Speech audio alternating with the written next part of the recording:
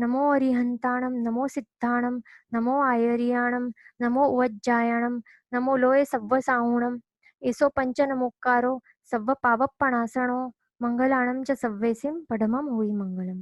આપણા ક્લાસમાં આપણે એ જાણવાનો પ્રયત્ન કરશું કે શું આત્મા તરીકે કોઈ દ્રવ્યનું અસ્તિત્વ છે આ વિશ્વમાં, અને જો એ હોય તો આત્મા કે સ્પિરિટ કે સોલ એ કેવું દેખાય છે, એ કેવા શેપનો હોય, આત્માને કોણે ક્રિએટ કર્યો છે, મર્યા પછી આત્માનું શું થાય, આવા અનેક ઇન્ટરેસ્ટિંગ વિષયો ઉપર આપણે વિચારણા કરશું અને લોજિકલ એક્સપ્લેનેશન્સ દ્વારા આપણે આત્માના અસ્તિત્વને આગળના ક્લાસોમાં પ્રૂવ કરશું.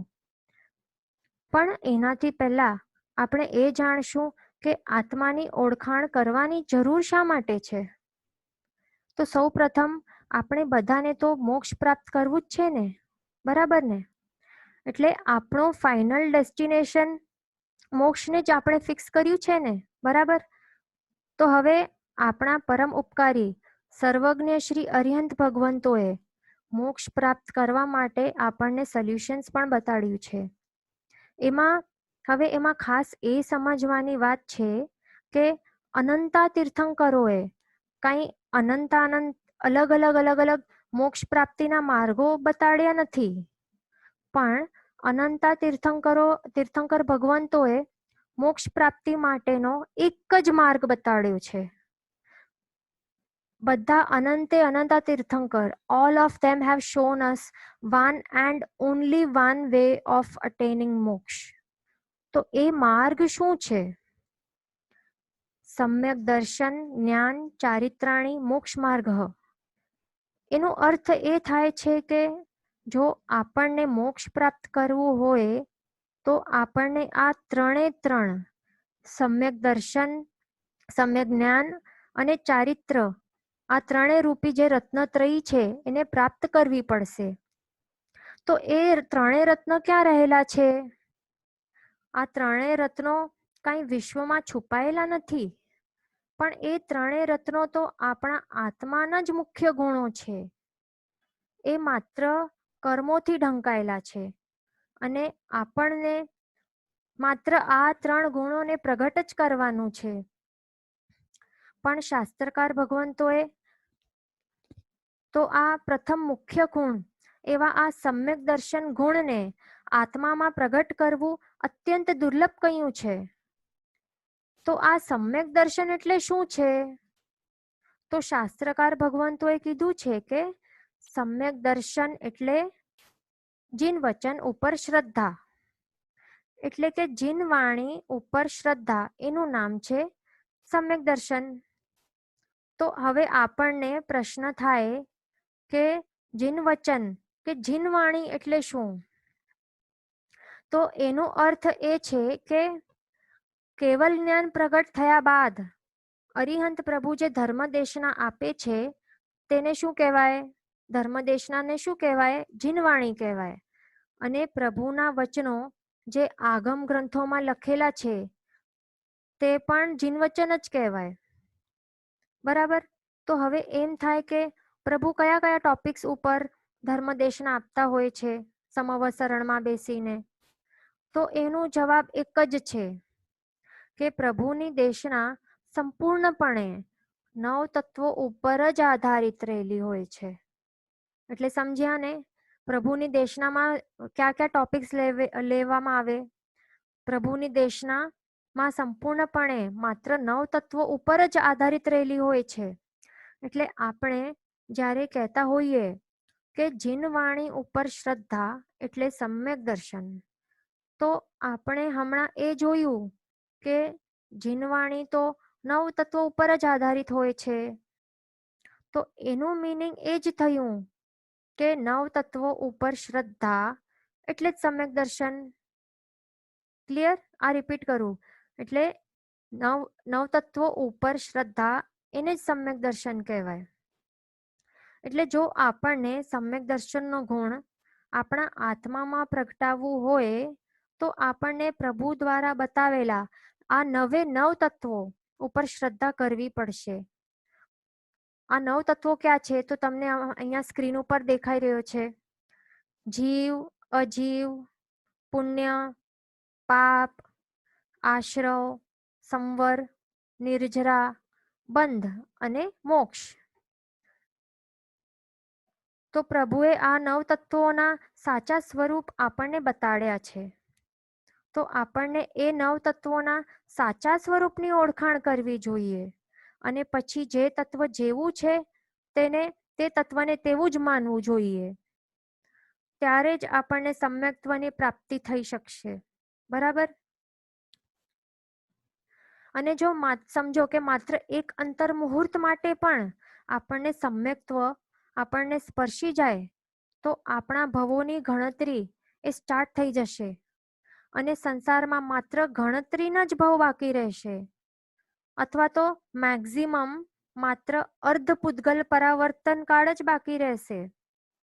જેમ કે શાસ્ત્રમાં આવે છે કે મહાવીર સ્વામીના આત્માને નયસારના ભવમાં જ્યારે સમ્યક્ત્વની પ્રાપ્તિ થઈ હતી તો તે જ ભવથી એમના ભવોની ગણતરી શરૂ થઈ ગઈ હતી. કારણ કે આધ્યાત્મિક દ્રષ્ટિએ સમ્યક દર્શન પ્રાપ્ત થયા પહેલાના બધા જ ભવો એ કેવા ગણાય?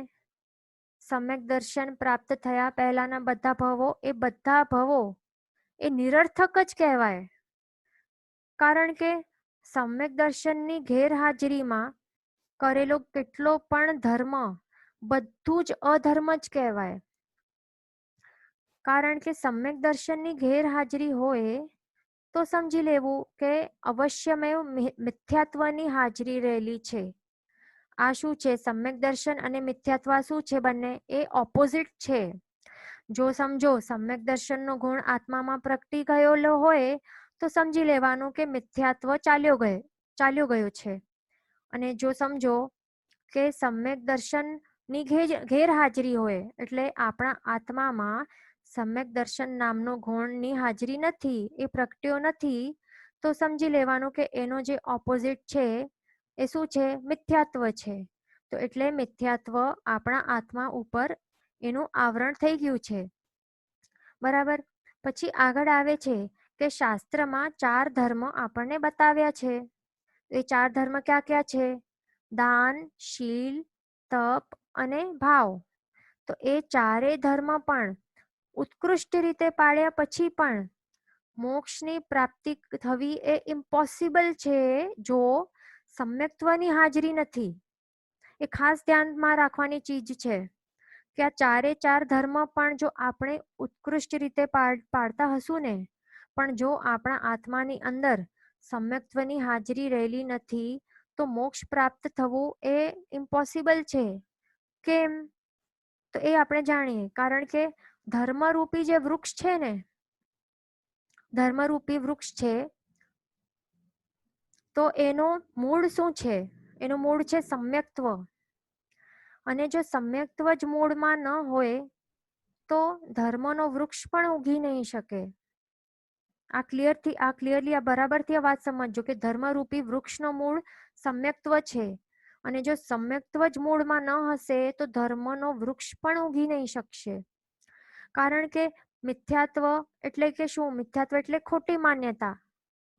જો મિથ્યાત્વ એ મૂળમાં રહેલો હશે, સમજો મિથ્યાત્વ મૂળમાં રહેલો હશે તો એનાથી મિથ્યાત્વથી તો અધર્મને જ એ ઉગાવી શકશે. બરાબર? એટલે સમ્યક્ત્વ મૂળમાં હશે તો ધર્મરૂપી વૃક્ષ ઉગશે. પણ જો એનું ઓપોઝિટ મિથ્યાત્વ એ મૂળમાં રહેલો હશે તો એ અધર્મરૂપી વૃક્ષને જ ઉગાવી શકશે. એ ક્યાંથી ધર્મને ઉગાવશે? બરાબર? એટલે આપણને એ વાત સમજી લેવાની કે એક વખત પણ જો સમ્યક્ત્વ આપણને સ્પર્શી જાય તો જીવનો મોક્ષ તો નક્કી જ થઈ જાય છે અને મોક્ષનો સ્ટેમ્પ પણ લાગી જાય છે. અને બીજી એક ખાસ વાત સમજવાની કે સમ્યક દર્શન અને સમ્યક દર્શન અને સમ્યક જ્ઞાન આ બંનેને યુગલિકની ઉપમા આપેલી છે. સમ્યક દર્શન અને સમ્યક જ્ઞાનને શેની ઉપમા આપેલી છે? યુગલિકની ઉપમા. એટલે જો એ હોય તો બંને સાથે સાથે જ હોય છે. સમ્યક દર્શન હોય તો જ સમ્યક જ્ઞાન હોય, આ ખાસ લક્ષમાં રાખવાનું. અને જો સમ્યક દર્શન જો સમજો ચાલ્યું જાય તો સમ્યક જ્ઞાન પણ ચાલ્યું જાય. અને ત્યારે બધું જે પણ જ્ઞાન હોય છે તો એ મિથ્યા જ્ઞાન બની જાય છે. કારણ કે સમ્યક દર્શનની હાજરી ન હોય ત્યારે જે પણ જ્ઞાન હોય છે તે મિથ્યા જ્ઞાનમાં પરિવર્તિત થઈ જાય છે. અને હવે સમજો કે જો સમ્યક દર્શન આવી જાય તો સાથે સાથે સમ્યક જ્ઞાન પણ આવી જાય, યુગલિયાની જેમ. એ હોય, બંને હોય તો સાથે જ હોય, એક ન હોય તો બીજો પણ ન હોય, એ સમજી લેવાનું. બરાબર? તો હવે સમજો આ બંને જો આવી ગયા, સમ્યક દર્શન અને સમ્યક જ્ઞાન બંને આવી ગયા, તો એના પછી સમ્યક ચારિત્રનો ગુણ પણ પ્રગટી જ જશે 100%. તો આપણને મોક્ષની પ્રાપ્તિ તો 100% એ કરાવશે. એટલે જ સાચી માન્યતા એટલે કે સમ્યક દર્શન, એના કારણે જ જ્ઞાન તે સમ્યક જ્ઞાન કહેવાય. એટલે જ્ઞાન પણ શેના ઉપર આધારિત છે? સમ્યક દર્શન ઉપર, એટલે સાચી માન્યતા ઉપર. સાચી માન્યતા હશે તો જ આપણા પાસે જે પણ રહેલો જ્ઞાન છે તે સાચું જ્ઞાન કહેવાશે, એટલે કે સમ્યક જ્ઞાન કહેવાશે. એટલે હવે આપણે સમ્યક દર્શનનું મહત્વ આપણે જાણી લીધું, બરાબર? અને આગળ આપણે એ પણ જાણ્યું કે 9 તત્વો ઉપર શ્રદ્ધા એને જ સમ્યક્ત્વ કહેવાય. 9 તત્વો ઉપર શ્રદ્ધા એને જ સમ્યક્ત્વ કહેવાય. તો પ્રભુએ આ 9 તત્વોમાં સૌથી મુખ્ય 2 તત્વો ક્યાં કહ્યા છે? એક તો છે જીવ તત્વ, એક તો છે પ્રભુએ આ 9 તત્વોમાંથી સૌથી મુખ્ય 2 તત્વો ક્યાં કહ્યા છે? એક તો છે જીવ તત્વ અને બીજું છે અજીવ તત્વ. એ બંનેની ઓળખાણ આપણને કરાવી છે પ્રભુએ. અને આ જીવ તત્વ અને અજીવ તત્વ એ કેવા તત્વો કહેવાય છે? જ્ઞેય તત્વ. જ્ઞેય એટલે જાણવા યોગ્ય. જીવ અને અજીવને જાણવું તે જ આપણું પરમ કર્તવ્ય છે અને તે જ મુખ્ય જીનાજ્ઞા છે. એ ખાસ લક્ષમાં રાખવું. તો હવે આપણે આપણા ક્લાસમાં જીવ અને અજીવ બંને દ્રવ્યોના સાચા સ્વરૂપની ઓળખાણ કરશું. પણ હવે આપણને એવો પ્રશ્ન થાય કે વિશ્વમાં જીવ એટલે કે આત્મા, જીવ એટલે આત્મા, એનું અસ્તિત્વ છે કે નહીં? અને જો એ આત્મા હોય છે તો એ કેવો હોય? એ હવે આપણે સમજીશું. બરાબર? ખાસ ધ્યાનપૂર્વક સાંભળજો. આ 14 રાજલોક રૂપી સંપૂર્ણ વિશ્વમાં જીવ અને અજીવ આ 2 દ્રવ્યોથી જ એ બનેલા છે. આ સંપૂર્ણ 14 રાજલોક જે આપને સ્ક્રીન ઉપર દેખાય છે તે સંપૂર્ણ વિશ્વ માત્ર 2 દ્રવ્યોથી બનેલું છે, જીવ અને અજીવ. તો હવે જીવ એટલે શું? જીવ એટલે કે જે જીવે તેને જીવ કહેવાય. જીવ એટલે જ આત્મા. જેમાં ચેતના હોય તેને ચેતન કહેવાય. જેમાં ચેતના હોય તેને ચેતન કહેવાય. અને ચેતન એટલે જ આત્મા. તો હવે આપણને ટીવીની સિરિયલ્સ કે મૂવીઝમાં એ લોકો કહેતા હોય છે કે આત્મા એટલે કે ભૂત કે પ્રેત. એટલે એ લોકો ભૂત પ્રેતને આત્મા કે સ્પિરિટ કહીને કહેતા હોય છે કે આત્મા એમને દેખાય એવું કહેતા હોય અને તે હજારો વર્ષો સુધી ભટકીને લોકોને હેરાન કરે છે.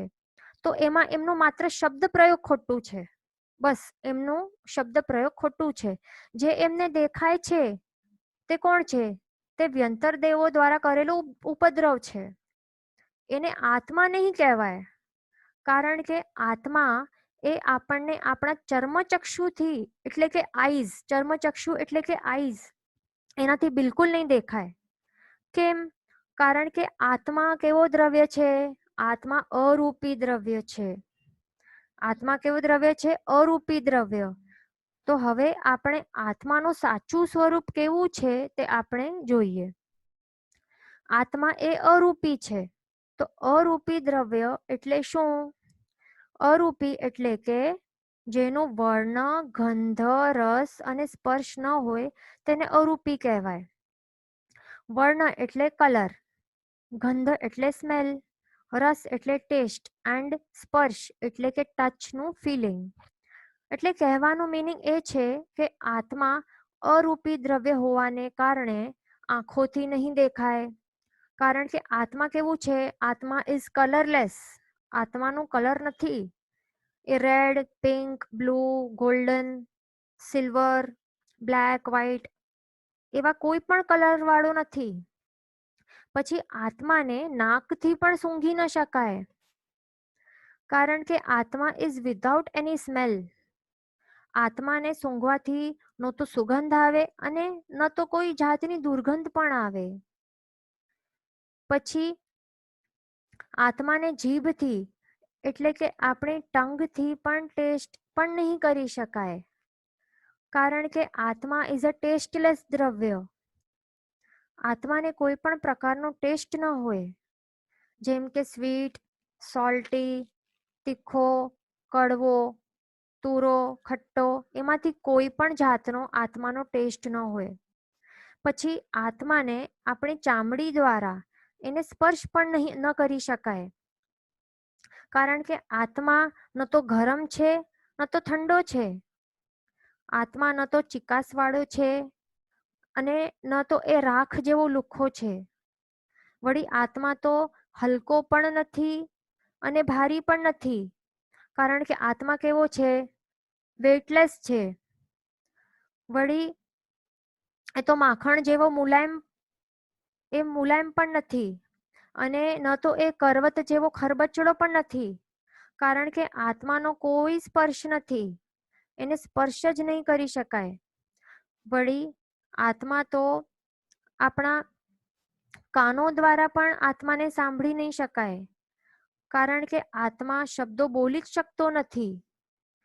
અને વળી આત્મા કોઈ પણ જાતના મ્યુઝિકલ ઇન્સ્ટ્રુમેન્ટ્સ પણ હાથથી કે મોઢાથી વગાડી શકતો નથી, કારણ કે એના પાસે ન તો હાથ છે ન તો પગ છે. વળી આગળ આત્માનો પડછાયો પણ પડતો નથી.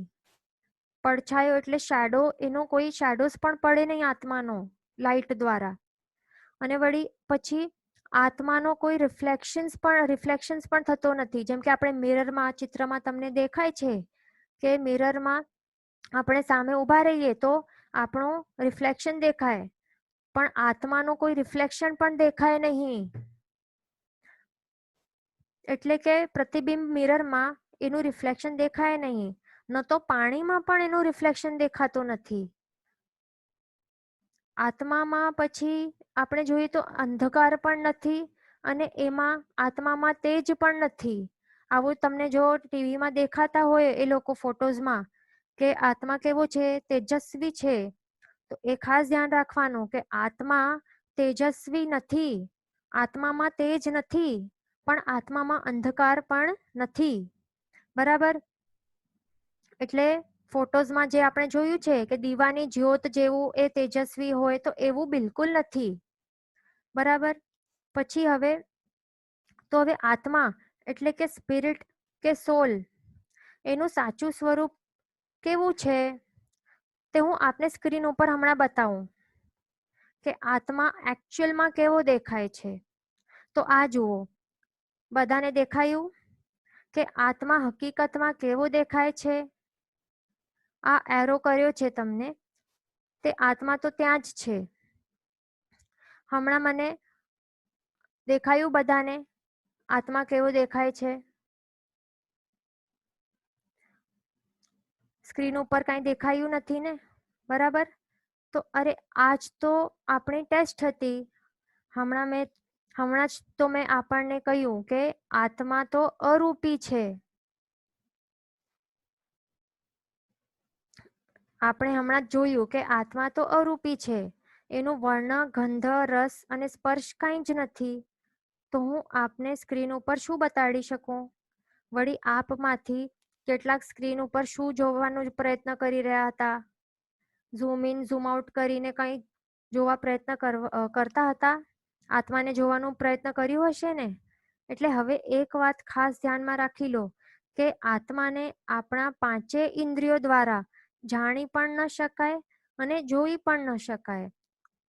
એટલે કે સ્પર્શનેન્દ્રિય દ્વારા આત્માને ટચ પણ ન કરી શકાય, રસનેન્દ્રિય દ્વારા આત્માને ટેસ્ટ પણ નહીં કરી શકાય, ઘ્રાણેન્દ્રિય દ્વારા આત્માને સૂંઘી પણ ન શકાય, ચક્ષુરેન્દ્રિય દ્વારા એને જોઈ પણ ન શકાય અને શ્રોતેન્દ્રિય દ્વારા આત્માને સાંભળી પણ ન શકાય. કેમ? કારણ કે આત્મા એ અરૂપી છે.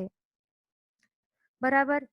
તો હવે આપણને એવો પ્રશ્ન થાય કે આપણને જે દેખાય છે દુનિયામાં, આ કીડી મકોડા, હાથી ઘોડા, કબૂતર, મનુષ્યો, સ્ત્રી પુરુષ બધા, તો એ તો આપણને આઈસથી જ દેખાય છે ને. તો શું તેઓ આત્મા નથી? હવે આપણે જો મિરરની સામે ઊભા રહીને જોઈએ તો એમાં તો જે દેખાય છે તો તે કોણ છે? તો શું તે હું નથી? તો હું કોણ છું? તો હું તો આત્મા જ છું.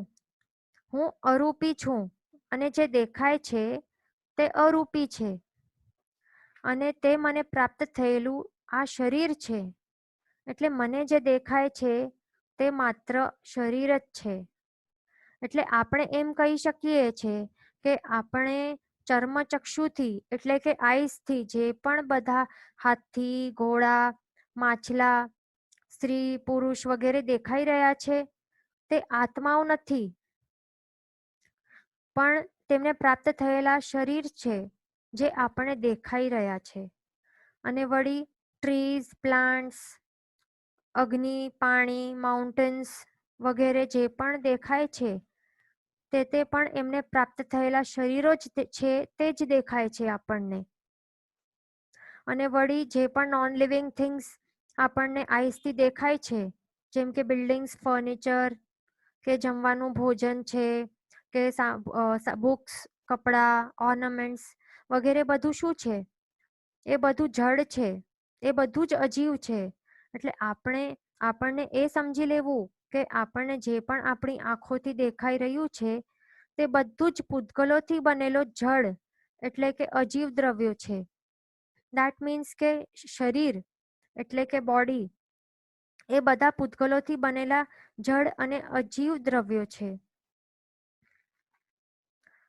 તો હવે આપણને એવો પ્રશ્ન થાય કે પૂતગલ એટલે શું? પૂતગલ એટલે શું? તો હવે આપણે પૂતગલોનું એટલે કે જળ અને અજીવ દ્રવ્યોનું સ્વરૂપ જોઈ લઈએ પહેલા. પછી આપણે અલગ અલગ લોજિકલ એક્સપ્લેનેશન દ્વારા એક્સપેરિમેન્ટ દ્વારા આગળ આપણે એ પણ પ્રૂફ કરશું કે આત્મા છે, આત્મા અરૂપી છે, આત્મા દેખાતું નથી. પાંચે પાંચ ઇન્દ્રિયો દ્વારા એની એટલે આપણે જોઈ નથી શકતા, સ્પર્શ નથી કરી શકતા, સૂંઘી નથી શકતા, જોઈ નથી શકતા, છતાં આત્મા તરીકે એક દ્રવ્ય છે. આ વિશ્વમાં આત્મા તરીકે દ્રવ્ય રહેલો છે, એનું અસ્તિત્વ બિલકુલ છે. તો એ આપણે આગળ પ્રૂવ કરશું, પણ એનાથી પહેલા આપણે એ જોશું કે પૂતગલ એટલે કે જળ અજીવ દ્રવ્યોનું સ્વરૂપ કેવું છે. તો એમાં શાસ્ત્રકાર ભગવાન તો બતાવે છે કે પૂતગલોના 4 ભેદ હોય છે: સ્કંધ, દેશ, પ્રદેશ, પરમાણુ. આ 4 ભેદોને સમજવા માટે આપણે એક બુંદીના લાડુનું એક્ઝામ્પલ લેશું.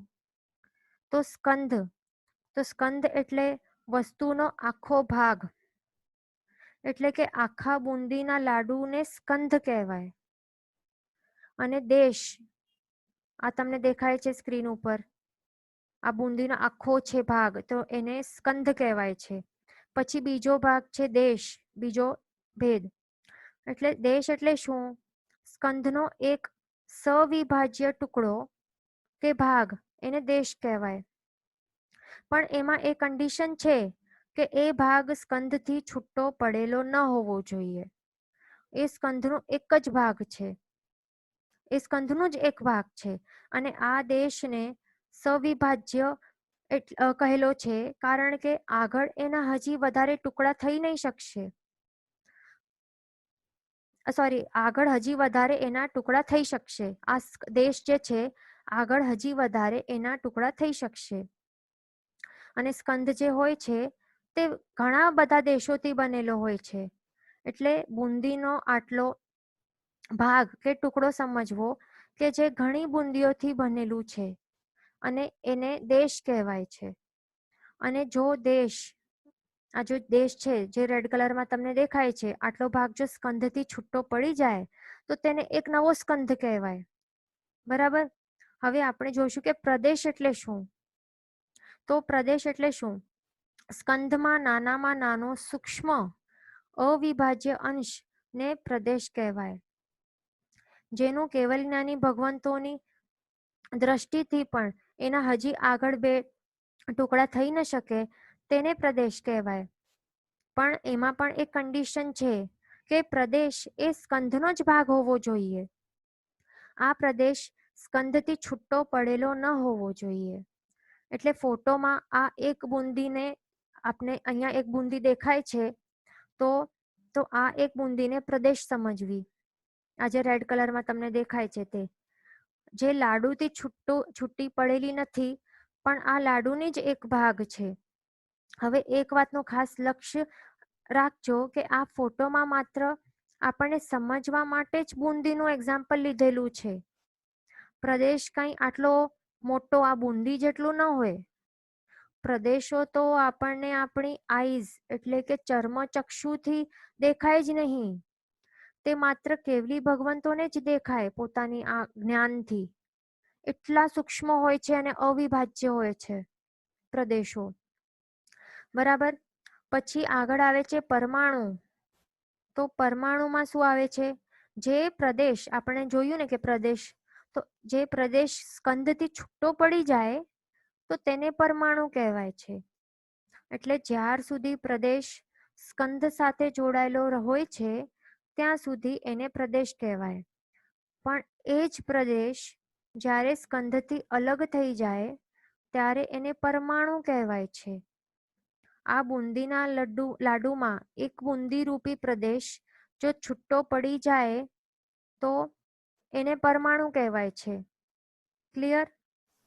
હવે આપણને એવો પ્રશ્ન આવી શકે છે કે સાયન્ટિસ્ટ પરમાણુ બોમ્બ્સ એટલે કે ન્યુક્લિયર બોમ્બ્સ બનાવે છે, બરાબર?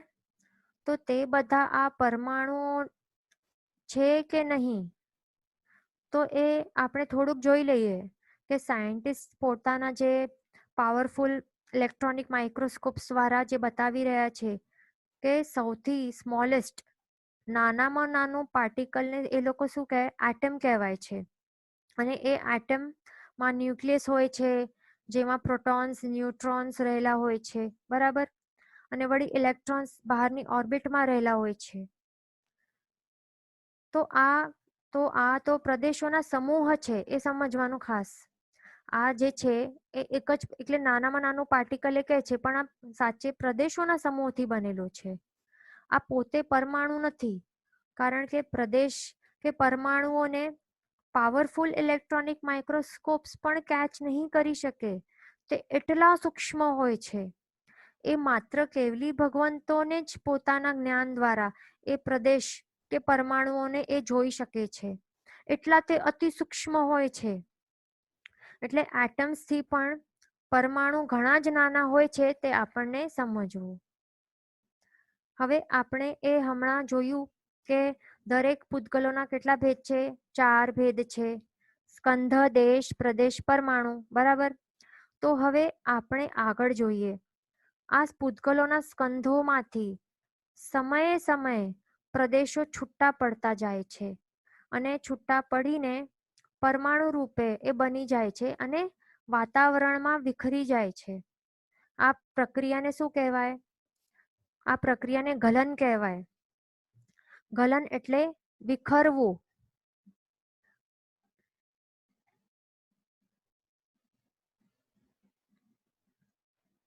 ગલન એટલે શું?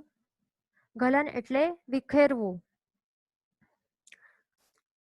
અને વળી તેમજ પ્રતિ સમયે પૂતગલોના સ્કંધોમાં વાતાવરણમાં રહેલા જે પરમાણુઓ છે તે નવા નવા એડ થતા જાય છે. તે પ્રક્રિયાને શું કહેવાય? પૂરણ કહેવાય છે. એટલે આવી પૂરણ અને ગલનની પ્રક્રિયા પૂતગલોમાં પ્રતિ સમય થતી જ રહે છે. એટલે જ તો તેને પૂતગલ કહેવાય છે. પૂદ એટલે પૂરણ, ગલ એટલે ગલન, બરાબર? બધા જ જે રૂપી જળ અજીવ દ્રવ્યોનું પૂરણ અને ગલનનો સ્વભાવ હોય છે.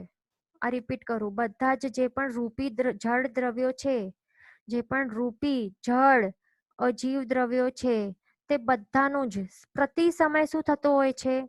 પૂરણ અને ગલન, એટલે એડ થવું, અને એટલે નવા નવા પરમાણુઓ એડ થવા, અને જે પણ પહેલા રહેલા છે એ પ્રદેશો તે છૂટા પડી જવા. તો એ પૂરણ ગલન એનું સ્વભાવ હોય છે પૂતગલોનું. હવે આપણે એક્ઝામ્પલ દ્વારા બરાબર સમજીશું કે શરીર એ શેનાથી બનેલું છે. આપણે જે શરીર છે તો એ શરીર શેનાથી બનેલું છે? શરીર એ જડ પૂતગલ દ્રવ્યોથી બનેલો છે. તો જ્યારે બાળક જન્મે છે, તો જ્યારે અહીંયા તમે જો ફોટોમાં, તો જ્યારે બાળક જન્મે છે ત્યારે તેનું શરીરનું સાઈઝ નાનું હોય છે. પછી એના શરીર રૂપી પૂતગલમાં આહારમાંથી એ પરમાણુઓ ગ્રહણ કરતો જાય છે, અને આહારમાંથી જે પરમાણુઓને ગ્રહણ કરતો કરતો એ પોતાના શરીરમાં એડ કરતા જાય છે પ્રતિ સમયે, અને એના કારણે જ એનું શરીરનું સાઈઝ મોટું થતું જાય છે. અને આપણે જ્યારે પછી સ્ક્રબ કરીએ, નાહવા માટે આપણે જઈએ, ત્યારે આપણે સ્નાન કરીએ અને સ્ક્રબ કરીએ ત્યારે શું થાય છે?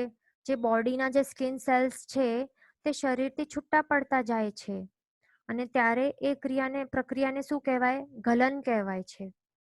તો એવી રીતે પૂરણ ગલન આપણા શરીરમાં, આપણા જ નહીં પણ દરેક જીવના શરીરમાં એ પૂરણ ગલનની પ્રક્રિયા પ્રતિ સમય થતી જ રહે છે. હવે આપણે આગળ આ જડ એટલે કે અજીવ પૂતગલોના લક્ષણ જોઈએ. આપણે વિશ્વમાં એટલે કે સંપૂર્ણ 14 રાજલોકમાં જે પણ દેખાય છે તે બધું જ પૂતગલોથી જ બનેલું છે. જે પણ દેખાય છે, સમજી લો ખાસ કે જે પણ તમને દેખાય છે ચર્મચક્ષુથી, આઈસથી, જે પણ દેખાય છે A to Z એ બધું જ પૂતગલોથી જ બનેલું છે. કારણ કે પૂતગલ દ્રવ્યો એ શું છે? એ રૂપી દ્રવ્યો છે. એટલે એ સમજી લેવાનું કે આ વિશ્વરૂપી જે છે, આ જે વિશ્વ છે એ પૂતગલોથી, અજીવ પૂતગલોથી એ ઠાંસીને ભરાયેલું છે. તો હવે રૂપી દ્રવ્યો એટલે શું? રૂપી દ્રવ્યો એટલે જેમાં વર્ણ, ગંધ, રસ અને સ્પર્શ હોય તે દ્રવ્યોને રૂપી કહેવાય.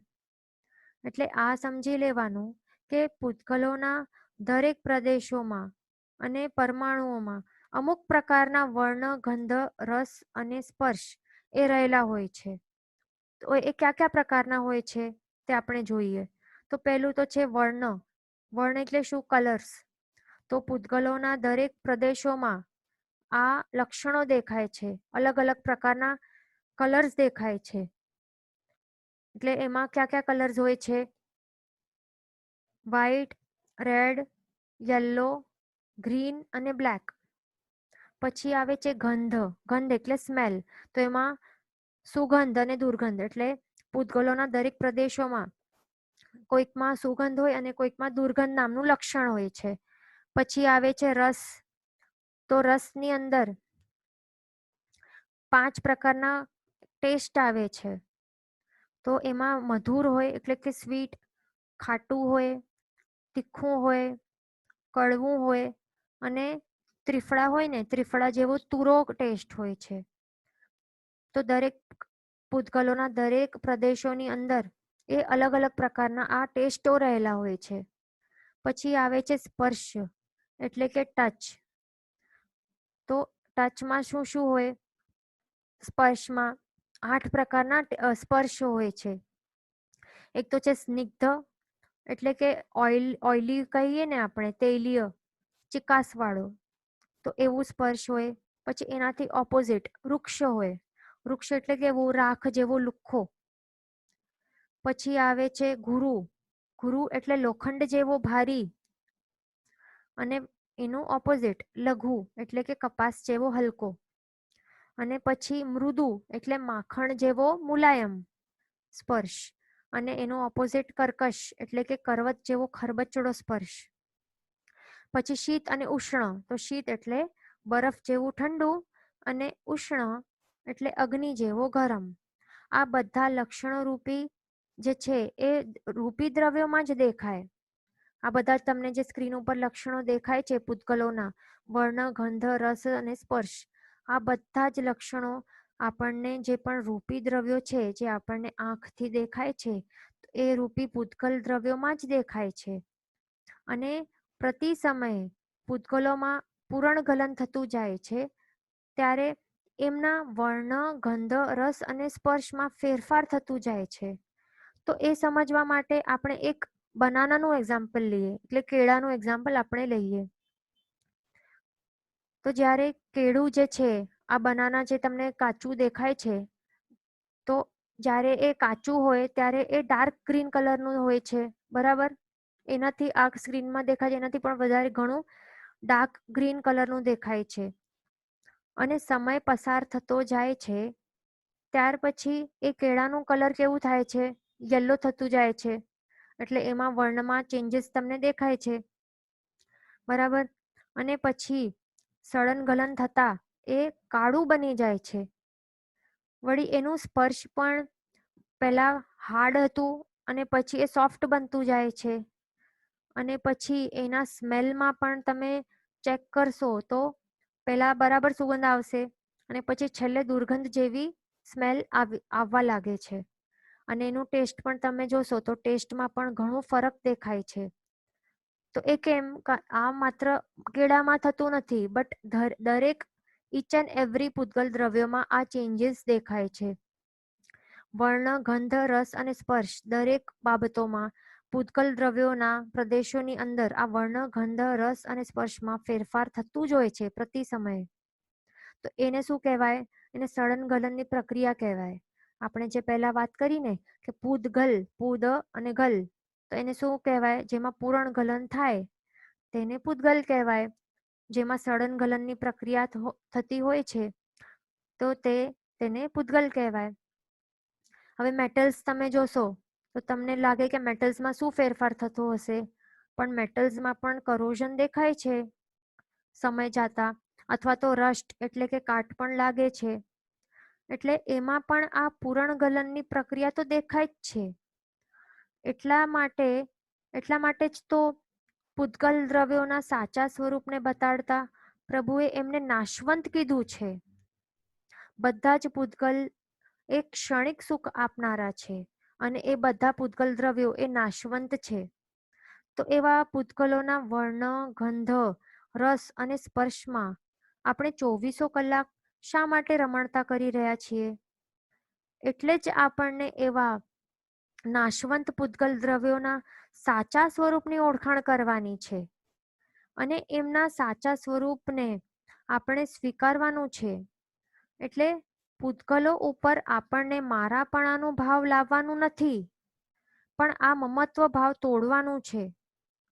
પણ આપણે જડ પદાર્થોને આપણું માની લીધું છે અને સંપૂર્ણ દિવસ આપણે પૂતગલોના ગુણધર્મોમાં જ આપણે કમ્પ્લીટલી ઇન્વોલ્વ થઈ ગયા છે કે આ અમુક કલર મારું ફેવરેટ છે, અથવા તો મને આ રેડ કલરનું જ શર્ટ બહુ પસંદ છે, કે પછી આ મારું ફેવરેટ પરફ્યુમ છે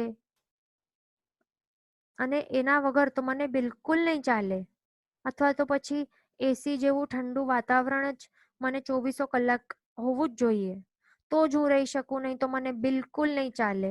એટલે એનાથી આપણને દેખાય છે કે આપણે પૂતગલોના આ વર્ણ, ગંધ, રસ, સ્પર્શમાં આપણે કેટલા આસક્તિપૂર્વક એમ ફસાઈ ગયા છે, એના ગુલામ આપણે બની ગયા છે.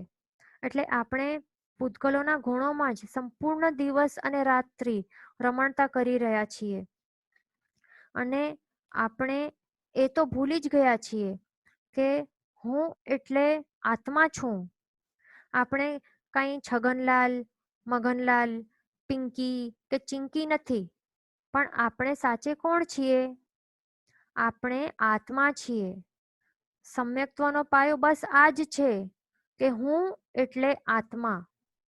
આ માન્યતાને આપણને માત્ર મોઢેથી જ નહીં, પણ એ આપણને અનુભૂતિના સ્તર પર સ્વીકારવાનું છે એટલા જ માટે આપણે આ લેક્ચર સ્ટાર્ટ કર્યા છે, સો દેટ આપણે આગળ જતા આત્માનું આપણે વિવિધ એક્સપેરિમેન્ટ્સ અને લોજિક્સ દ્વારા આપણે આત્માનું અસ્તિત્વ એ સિદ્ધ કરવાના છીએ, એ પ્રૂવ કરવાના છીએ કે આત્મા તરીકે કંઈક આત્મા નામનું દ્રવ્યનું એક્ઝિસ્ટન્સ 100% આ વિશ્વમાં રહેલું છે. બરાબર. પણ આ જે સાચી માન્યતા છે કે હું એટલે આત્મા, એને અનુભવવું એ ઘણું જ ડિફિકલ્ટ છે. તો એ કેમ? કારણ કે આપણામાં મિથ્યાત્વના કારણે એક સૌથી ખોટીમાં ખોટી માન્યતા ગાઢ થઈ ગયેલી છે અને એના જ કારણે આપણે સંસારમાં રખડી રહ્યા છીએ. તો એવી વળી કઈ માન્યતા છે કે જેના કારણે આપણે આ આત્માને અનુભવી નથી શકતા? તો એ છે હું એટલે શરીર. આ ખોટામાં ખોટી, મોટામાં મોટી, ખોટામાં ખોટી માન્યતા રહેલી છે કે હું એટલે શરીર. આ જ ખોટી માન્યતા આપણામાં ગાઢ બનેલી છે અને એના કારણે આપણે ભૂલી ગયા છીએ કે આ શરીર આપણું નથી. એ કઈ પરભવમાં આ શરીર આપણી સાથે ચાલવાનું નથી. અને વળી આ શરીર તો કેવું છે, નાશવંત જ છે. એ પૂતગલોથી બનેલું છે, જેમાં સડન ગલનની પ્રક્રિયા તો ચાલતી જ રહેવાની છે. તો પછી આ યુવાનીને પરમનન્ટ હું કેમ સમજું છું? આ રૂપને હું પરમનન્ટ કેમ માનું છું?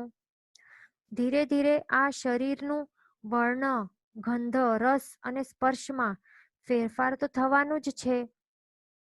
વૃદ્ધાવસ્થામાં જે કરચલીઓ જે આવશે અને સફેદ વાળ વગેરે જે ફેરફાર તો થવાનું જ છે. કારણ કે આપણે હમણાં જોયું કે પૂતગલમાં શું થાય, પૂરણ ગલન થતું જાય, એના વર્ણ, ગંધ, રસ, સ્પર્શમાં પ્રતિ સમયે ફેરફાર તો થતું જ હોય છે. બરાબર. અને આપણું જે રૂપ તો એ તો બગડી જ જવાનું છે. આ બધું જાણ્યા બાદ પણ હું શા માટે આ જડ શરીરને એના સાચા સ્વરૂપે સ્વીકારી નથી શકતો? શા માટે આ યૌવન, આ રૂપને હું પરમનન્ટ માનીને એને સતત પેમ્પર કરું છું? અને વળી શા માટે આ નાશવંત શરીરના રૂપ ઉપર હું ગુમાન પણ કરું છું? અને મારા અને બીજાના શરીરોના વર્ણ, ગંધ, રસ, સ્પર્શ ઉપર હું શા માટે આટલી આસક્તિ મને રહેલી છે? હવે આપણે એ પણ જોયું છે કે એક ગોરા કલરનું વર્ણ છે કે જેના ઉપર બધાને બહુ જ આસક્તિ રહેલી હોય છે. બધા એના માટે ફેર એન્ડ લવલી વગેરે ક્રીમ્સ યુઝ કરતા હોય. તો ગોરા વર્ણ ઉપર મને શા માટે આટલું રાગ રહેલું છે? અને કાળા વર્ણના શરીર ઉપર મને શા માટે તિરસ્કારના ભાવો આવી જાય છે? આ શરીરની તો માત્ર ચામડીથી જ જે બહારથી પેકિંગ છે એ ઘણી જ સરસ પેકેજિંગ કરેલી છે આ સ્કિન દ્વારા. પણ જ્યારે પણ આ ચામડી હટી જશે, એ ચામડી જ્યારે હટી જાય છે ત્યારે આ શરીર ઉપરથી, ત્યારે આ શરીરની અંદર કેટલા પ્રકારની અશુચિઓ ભરેલી છે. અને આ અશુચિઓ વાળા 7 ધાતુઓથી આ શરીર બનેલું છે. એ 7 અશુચિ કઈ કઈ છે? તો તે રસ, રુધિર, માંસ, મેદ, અસ્થિ, મજ્જા અને શુક્ર. અને પુરુષોના શરીરમાં 9 પ્રકારના દ્વાર હોય છે. એટલે કે 2 ચક્ષુ, 2 કાન, 2 નાકના છિદ્રો, 1 મુખ અને ગુદ્દા 1 અને 1 લિંગથી હંમેશા અશુચિ વહ્યા જ કરે છે. અને વળી સ્ત્રીઓના પણ 12 પ્રકારના દ્વારોથી હંમેશા અશુચિ વહ્યા કરે છે. વળી કેવલી ભગવાન તો આ શરીરના સાચા સ્વરૂપનું વર્ણન કરતા બતાવે છે કે આ શરીર એવું અશુચિ વાળું છે કે એના સંગથી પણ સુગંધી દ્રવ્યો હોય ને, જેમ કે અત્તર કે તેલ વગેરે, એ બધા સુગંધી પદાર્થો પણ દુર્ગંધરૂપ બની જાય છે. એટલે આપણે જોયું હશે કે આપણે ડિઓડ્રન્ટ લગાડીએ કે અત્તર લગાડીએ તો પછી થોડા કલાકો પછી પાછી ને પાછી એવી જ દુર્ગંધ આવતી જાય છે. એટલે સુગંધી પદાર્થો પણ આપણા શરીરના સંયોગમાં આવતાની સાથે જ એ પણ દુર્ગંધી રૂપ બની જાય છે. અને આપણે જે પણ ગુલાબજાંબુન, રસગુલ્લા જેવા સારા સારા ટેસ્ટી મિષ્ટાનો આહાર પણ વાપરીએ તો આપણા શરીર એ આ બધાને શું કરી નાખે છે? એ બધાને અશુચિરૂપ બનાડી દે છે. તો આવું આ શરીર છે. વળી એ કેવલી ભગવાન તો એમ પણ કહે છે કે આ શરીર ઉપરથી જે સુંદર દેખાતી આવી જે ચામડી છે ને, આ સ્કિન છે ને, તો એને બસ અવળી કરીને આપણે જોઈશું ને તો આપણે એને જોઈ પણ નથી શકવાના. એટલું મહાત્રાસ ઉપજાવે એવું અતિ બીભત્સ શરીર અંદરથી રહેલું છે.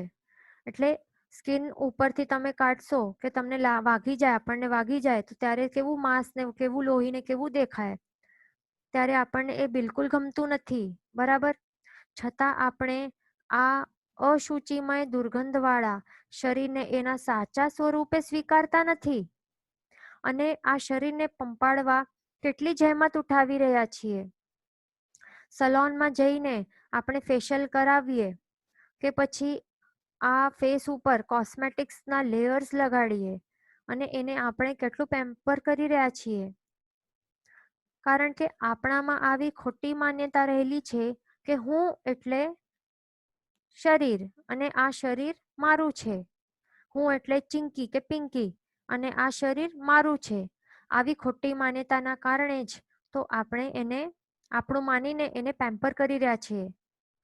આપણે એનું સાચો સ્વરૂપ જે છે, જે કે નાશવંત છે, ક્ષણિક સુખ આપનારું છે, તે એ સાચું સ્વરૂપ એનું આપણે ભૂલી ગયા છીએ. બરાબર? તો હવે ચાલો આપણે આત્મા અને શરીર એ બંને ભિન્ન છે. એટલે કે આત્મા અને શરીર એ બંને અલગ અલગ છે એવું ભેદ જ્ઞાન આપણે કરવા પ્રયત્ન કરીએ. હવે તમને આ ફોટો જો તમે, તો એમાં આપને શું દેખાય છે? એક પિંજરામાં એક પક્ષી દેખાય છે ને? તો પિંજરામાં જે રહેલું આ પક્ષી છે તે પિંજરાથી જુદો છે ને? બરાબર? આ પક્ષી જે છે એ પિંજરાથી ડિફરન્ટ છે ને? પક્ષી જે પક્ષી છે ને અંદર, તે પોતે પિંજરો નથી. બરાબર? અને વળી આપણે બીજું એક્ઝામ્પલ જોઈએ કે આ ઘરમાં રહેલો એક વ્યક્તિ છે. બરાબર? આ ઘરમાં એક વ્યક્તિ રહેલો છે તે આપણને દેખાય છે. તો અહીંયા ઘરમાં રહેલો વ્યક્તિ એ ઘરથી જુદો છે. બરાબર ને? આ વ્યક્તિ ઘરથી જુદો છે. વ્યક્તિ જે છે તે પોતે જ ઘર નથી ને? તેમજ મારો આત્મા જે છે એ શરીરમાં રહેલો છે. હું પોતે શરીર નથી, પણ હું કોણ છું? હું આત્મા છું. માત્ર શરીર અંદર રહેલો છે, માત્ર આત્મા આ શરીરની અંદર રહેલો છે, પણ હું શરીર નથી, હું આત્મા છું. અને આ શરીર જે છે એ મારો પણ નથી. હું આ શરીરથી ભિન્ન છું. એવા પ્રકારનું આત્મચિંતન આપણને દરરોજ બેસીને મિનિમમ 15 મિનિટ સુધી તો કરવું જ જોઈએ. આવા પ્રકારની આત્મા અને શરીરનું ભેદ જ્ઞાન રોજ કરવાથી આપણી ખોટી માન્યતા જે છે તો એ દૂર થવા લાગે અને આપણને આપણા સાચા સ્વરૂપનું ભાન થાય કે આ શરીર મારું નથી અને જ્યારે મરણ થશે ત્યારે આ શરીરને છોડીને કર્મો જે છે એ મારા આત્માને બીજા નવા શરીરમાં કેદ કરી નાખશે અને મને મારા નામ કર્મ જે પણ મેં બાંધ્યું છે તો એ નામ કર્મના અનુસારે શરીરનો શુભ કે અશુભ વર્ણ, ગંધ, રસ અને સ્પર્શ એ પ્રાપ્ત કરાવશે. જો આપણો પુણ્યોદય હશે તો સારા લક્ષણ વાળો શરીર રૂપી પૂતગલ આપણને મળશે. એટલે સમજ્યા? જો આપણો સારો પુણ્ય એટલે આપણે જો શુભ પ્રવૃત્તિ કરેલી હશે, ધર્મનું આચરણ કરેલું હશે, તો આપણું પુણ્ય કર્મ બંધાશે અને આ નામ કર્મના પુણ્યોદયના કારણે, આ નામ કર્મના ઉદયના કારણે આપણને સારા લક્ષણ વાળો શરીર પ્રાપ્ત થશે અને શુભ વર્ણ, ગંધ, રસ અને સ્પર્શ વાળો આ પૂતગલ વાળો શરીર પ્રાપ્ત થશે. પણ એ વાત આપણને ખાસ ધ્યાન રાખવાનું કે આવા સારા લક્ષણ વાળા શરીરમાં પણ સમય સળનગલનની પ્રક્રિયા તો થતી જ રહેવાની છે. એટલે જ મને આ સતત ધ્યાનમાં રાખવા જેવું છે કે જેવી રીતે ભાડાના ઘર હોય ને, આપણે આ ફોટો જોઈએ, ભાડાનો જે ઘર હોય ને, રેન્ટ ઉપર લીધેલો ઘર, તો રેન્ટમાં લીધેલા ઘરમાં રહેલા જે પણ વ્યક્તિઓ હોય, તો એ તો હંમેશા એમ જ એમના મનમાં સતત ઉપસ્થિત જ રહેલું હોય છે કે આ મારું ઘર નથી, પણ આ તો ભાડાનું જ ઘર છે. તો પછી એના ઉપર ઇન્ટિરિયર ડિઝાઇનિંગ માટે ખર્ચો એ તો નહીં કરે. તમે આ જોયું હશે કે જે પણ રેન્ટના ઘરમાં રહેલા વ્યક્તિઓ હોય તે લોકો ઇન્ટિરિયર ડિઝાઇનિંગમાં ખર્ચો નહીં કરતા હોય, કારણ કે એમને સતત ઉપસ્થિત જ રહેલું હોય છે કે આ મારું ઘર નથી, પણ આ તો ભાડાનું જ ઘર છે. બરાબર. અને સાથે સાથે આ ભાડાના ઘર ઉપર મમત્વ એટલે કે મારાપણાનો ભાવ પણ નહીં લાવે, કારણ કે એમને તો ખબર જ હોય છે કે જે દિવસે ભાડાનું કોન્ટ્રાક્ટ પૂરું થશે કે તરત જ એ ઘર ખાલી કરીને જવું પડશે. તેવી જ રીતે આ શરીર એ આપણો નથી, આ શરીર ભાડાનો છે. તો આપણામાં આવી સાચી માન્યતા રહેલી હોય તો જ આપણે આ શરીરને પંપાળવા માટે પાપ કાર્યો ન કરીએ. બરાબર. અને જો આપણામાં આ નાશવંત શરીરનું સનાતન સત્ય પણ ઉપસ્થિત રહેલું હોય ને કે આયુષ્ય પૂરું થતાં જ મને આ શરીર છોડીને જવું પડશે, તો આપણે ક્યારે પણ મારું શરીર એમ કરીને એના ઉપર મારાપણાનો ભાવ પણ સ્થાપિત ન કરીએ. એટલે આપણને આત્મા અને શરીરનું ભેદ જ્ઞાન કરવું જોઈએ કે હું આત્મા છું પણ શરીર નથી. એવી જાગૃતિ મનમાં સતત ઉપસ્થિત રાખવી જોઈએ. તો જ આપણને સાચી માન્યતાના કારણે સમ્યક દર્શનની પ્રાપ્તિ થઈ શકશે અને શીઘ્રથી મોક્ષની પણ પ્રાપ્તિ થઈ શકશે. હવે આવતીકાલથી આપણે એ જોઈશું કે આત્મા, આપણે એ આજે જોઈ લીધું ને કે આત્મા કેવો છે, અરૂપી છે. અરૂપી એટલે પુષ્પાબેન ગઢાનું ક્વેશ્ચન છે કે આત્મા અરૂપી કહેવાય? તો હા, આત્મા અરૂપી છે, કારણ કે આપણે એને સ્પર્શ નથી કરી શકતા, એને સૂંઘી નથી શકતા, આંખોથી જોઈ નથી શકતા, કાનથી સાંભળી નથી શકતા, એટલા માટે એને અરૂપી કહેવાય છે, એ દેખાતો નથી. તો આત્મા જો અરૂપી છે અને એ દેખાતો નથી, તો પછી આત્માની હયાતી આપણે કેવી રીતે પ્રૂવ કરશું? તો એ બહુ ઘણું જ ઇન્ટરેસ્ટિંગ છે. આવતીકાલે મિસ નહીં કરજો. મિસ નહીં કરતા, બધા જ જોડાઈને આ બધું સાંભળજો કે કેવી રીતે આપણે લોજિકલ એક્સપ્લેનેશન દ્વારા અરૂપી એવા આત્માને આપણે એની હયાતીને, એને અસ્તિત્વને, એને એક્ઝિસ્ટન્સને આપણે કેવી રીતે પ્રૂવ કરશું. બરાબર. જેના આજ્ઞા વિરુદ્ધ બોલાયું હોય તો મિચ્છામી ડુક્કડમ. સર્વમંગલ માંગલ્યમ સર્વકલ્યાણ કારણમ પ્રધાનમ સર્વધર્માણામ જૈનમ જયતિ શાસનમ. પ્રણામ.